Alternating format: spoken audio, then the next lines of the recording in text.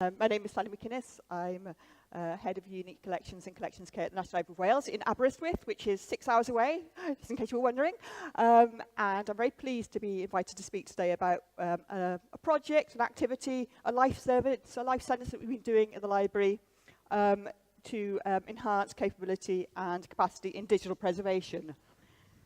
So, this is where we're going to have a interesting time.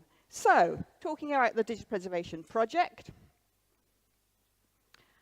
Okay, so the group is ARCU, the Archives and Council Record for Wales, and it recognised early on, about 10 years ago, that digital records, digital content was being created and digitised, and there was a big gap that we weren't doing anything about it. And this had a huge impact on our ability to be transparent, to conserve and preserve our documentary heritage. So in 2009, one of the strategic objectives of ARCU was to address the preservation and maintenance of digital records and the provision of access. Now, assumptions. We've talked this morning about the fact that resources are difficult. We had very few resources. We didn't anticipate that we'd be able to get a large amount of additional funding. And of course, I'll speak now about the partners involved. They were very disparate. They were different. They had different arrangements. Different stakeholders were involved. So that was the challenge that we had. But we always like a challenge. So, just in case you're not familiar with the ARCU repositories, there are about 22 local government authorities in Wales, and there are about 13 members of ARCU. They include local authorities, higher education, and national institutions. Now, we've been working in partnership, as I said, for a long time, and we've done things like the Cynefin project, which is a tithe map project, digitisation access to that, and projects on power. So we're used to working in collaboration across Wales. We're a small, smart country, and we need to pool our resources, build our knowledge and experience together. And we do, to a certain extent. But everyone knows working in collaboration is not the easiest thing to be able to do, and it brings its own challenges. So the project partners. Local authority and records management services, 5 universities with special collections and research data management responsibilities, and as I said, 2 national libraries, 2 national institutions, the National Library of Wales and the Royal Commission on Ancient Historical Monuments for Wales. So different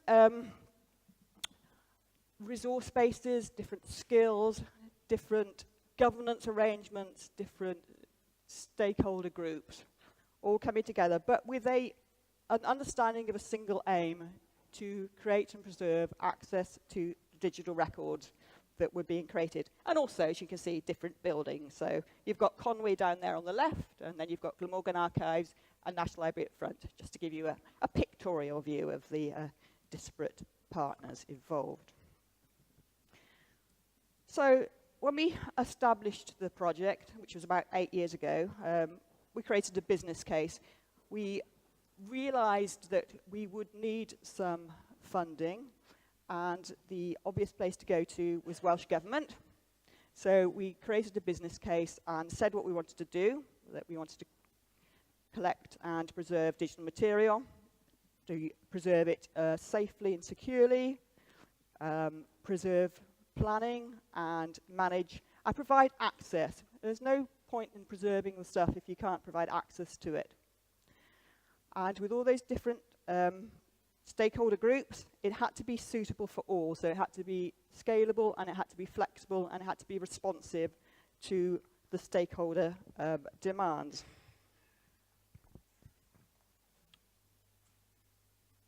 So first thing, of course, we needed to survey. I'm on the right one? No. Here we are, sorry. Survey the institutions to identify the issues and what was needed and the barriers, which we talked about a bit this morning. Establish a project board for governance and a COW, a community of the willing. That comes later, so we were very reliant on people providing assistance as far as they could. They couldn't provide any financial assistance. We were creating a business case for that. But they could provide people assistance and soft assistance and help with documentation, help with support. And of course, the big one, advocacy. So we had a project board, a community of willing, who would advocate and raise awareness of the importance of digital preservation to their wider stakeholders. And then with the business case, we secured some startup funding from the Welsh Government. I would love to say it was 3.5 million. Sadly, it was about £35,000. So we're talking quite small scale. And we employed our first project manager with this £35,000. Now, he was an expert in karate, which was great because he was used to training, he's used to skills. He was very, very patient and very good at putting the message across. And if they didn't do it, he'd just kick them in the... Sorry. No. So you get the idea.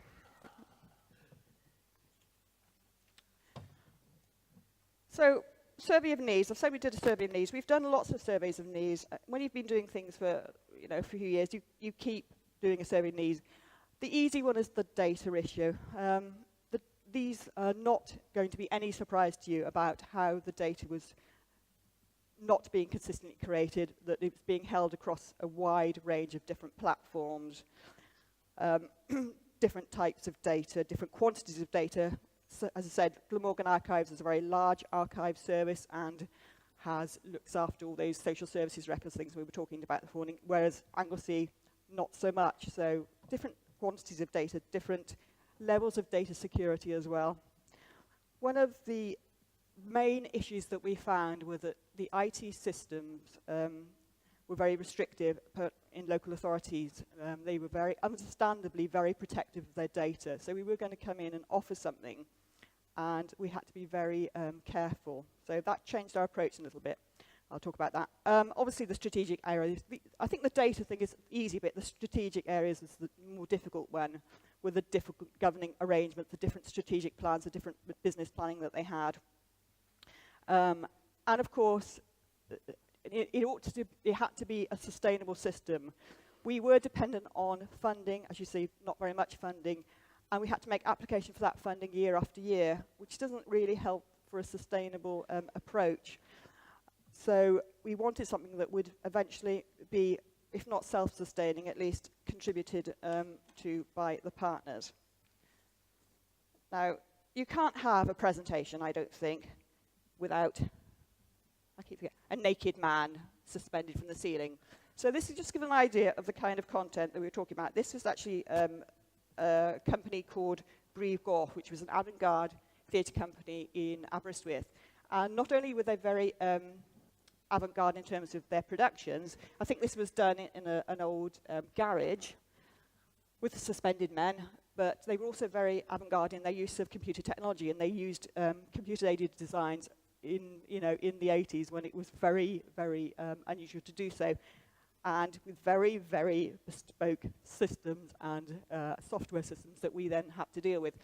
But these are also content from other areas, some audiovisual content, some digitized photographs. So this is the kind of content that these local authorities were accumulating and needed to be preserved.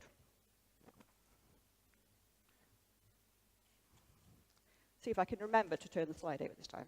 Yeah. So I was asked to talk about our stakeholder management, and I think one of the things is we had to manage expectations, but we also had to create those expectations to get them managed in the first place. The awareness of the need for digital preservation outside the direct group was one that we had to address, and I think we still have to address. Why is it important? Why should you spend money on it? Why do we need that?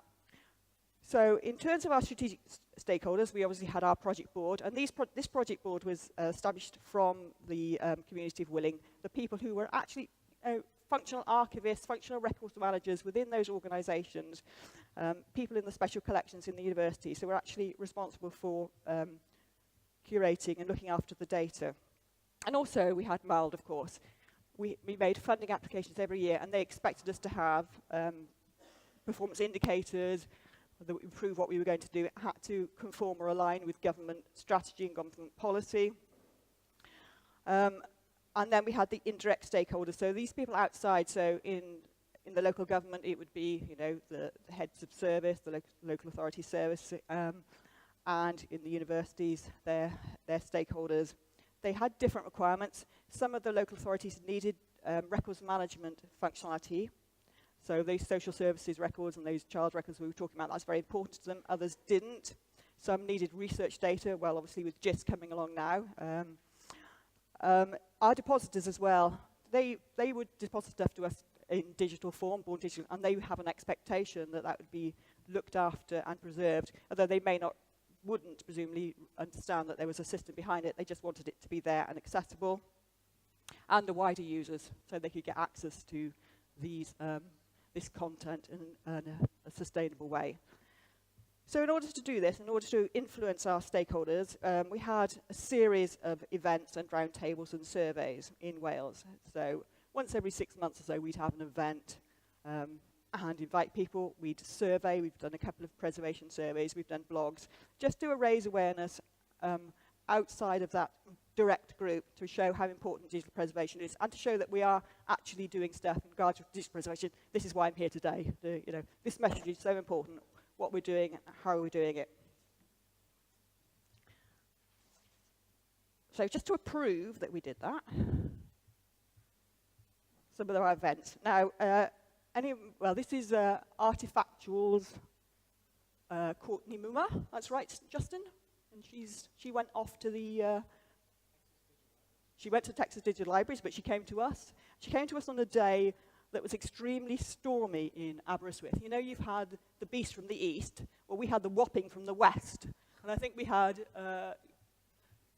waves going up, crushing over the breach there, and 125-mile winds. And I kept saying to people, this road is now closed. This road is now closed. You won't go. But they loved digital preservation so much. They stayed until the end. And I was getting more and more panicked.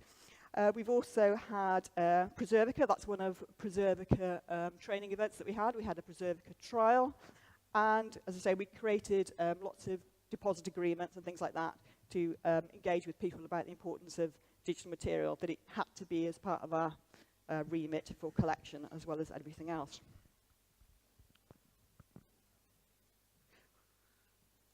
So we spent time doing the easy bit. The easy bit, I think, was the technical infrastructure bit. So we looked at a number of options, and we tried a number of things. The first thing we did after we'd selected Archivematica is we put it locally. We asked for IT systems to put Archivematica on their systems, and I have to say it didn't work. The IT systems were very reluctant to put on an untested, as it was then, system onto their very trusted systems, and it didn't work. So then we went to Archivematica in the cloud. We put it in as a cloud instance. Trouble with that was we used Microsoft Azure cloud, and we had problems with evaluating and find how much it would cost, and there were still issues around trust about using of the cloud at that time. I'm glad Justin talked about pipelines, so I don't need to define pipelines, but we used Archivem then with separate pipelines into Archivematica, tested that, and from all these different activities, we got to learn different things. The multiple pipelines didn't really work because people were getting confused about what was what. That didn't work. But the concept of Archivematica did work. The cloud, as I said, didn't really work for us. So we then developed our own technical infrastructure, we've gained a little bit more funding, so now we have a project manager and 2 project developers. And we have worked an infrastructure out, and it's based on the premise, or the assumption, that the project partners who are going to ingest into the system are not going to be discoverable from the library catalogue. They have to be discoverable from their own catalogues. The library system will preserve the content, but access is from the partners. And the other assumption is that we're making the IT systems easy as possible. So just to run through very quickly how it works, the content is accepted as a zip file conforming to the Bagot standard. Now, this enables us to have checksums. So this means that we can be assured that the content as it leaves the partners is the same as it when it arrives at the library.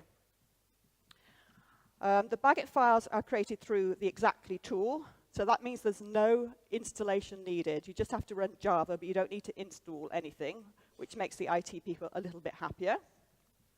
Then there is a collection of PDF files and a single metadata file. So the PDFs are put together with a metadata file. The metadata file has the descriptive metadata. So that all comes together.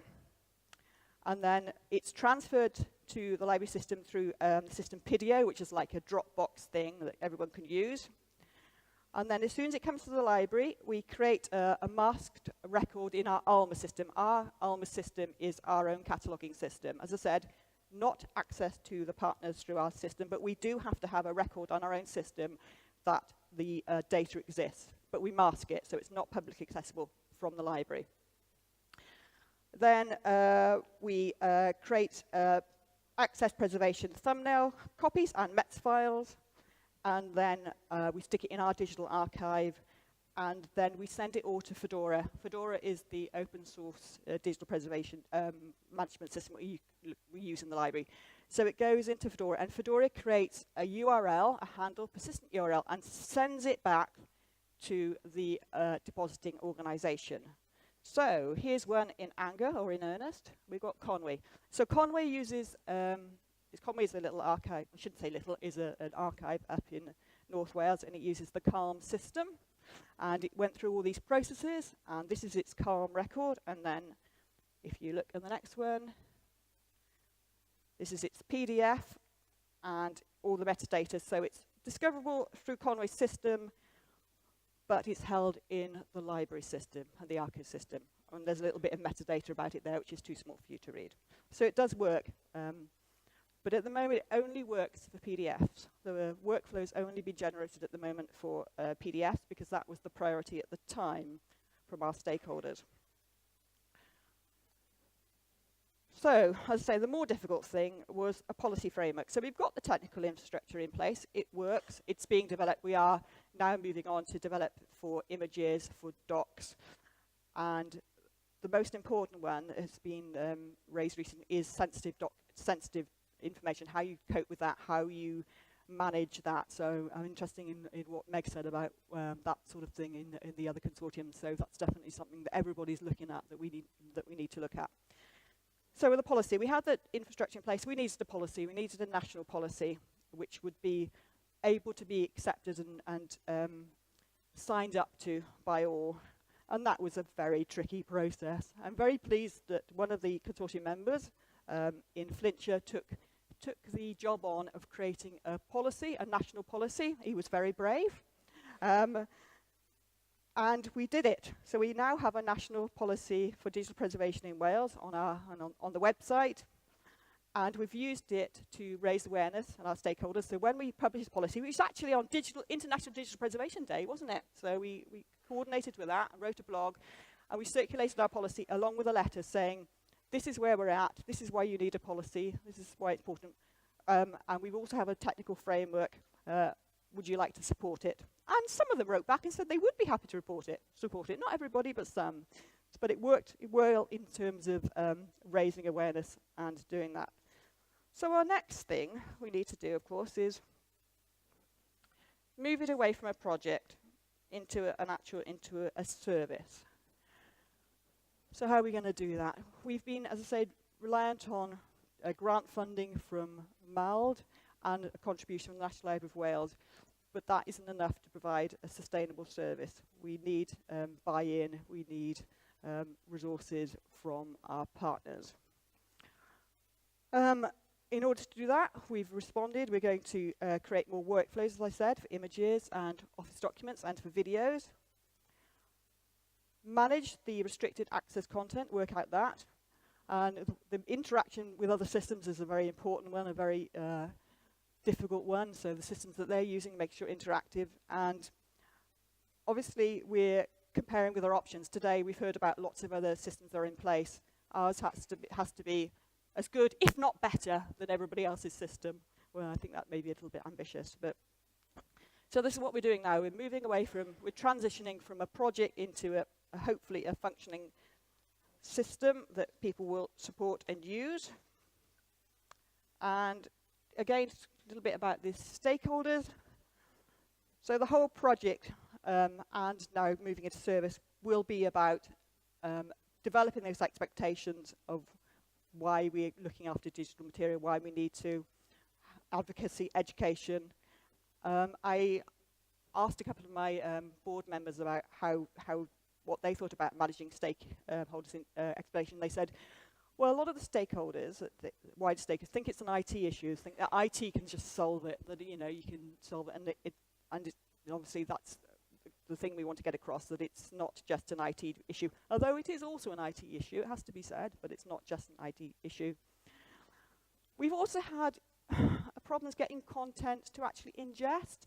We've said to the services, look, this is up and running, you're ready, but when they actually get to give us the content, there's a reluctance, and I think it's maybe, as we said, putting their content over to a third party is a trust issue, so obviously we need to get those trust issues in place. We've got Cyber Essentials Plus in terms of the technical side, and we're looking at the data seal of approval just to provide that insurance. Or maybe there isn't so much born digital material out there at the moment that's being created. We have looked at that. Hopefully now with accreditation, now that it's been brought into the archive accreditation about the importance of digital preservation, that will be a further push, because I think a push is certainly required.